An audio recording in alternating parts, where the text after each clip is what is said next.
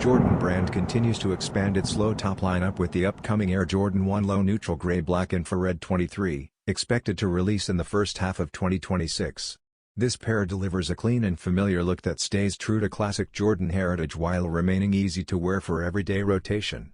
The sneaker features a crisp white leather base combined with smooth neutral gray overlays on the forefoot, eyelets, and heel. Black leather swooshes and rear panels add strong contrast, giving the shoe a timeless and balanced appearance. Infrared 23 brings a subtle pop of color on the tongue lining and inner sockliner, referencing one of the most iconic accent tones in Jordan Brand history.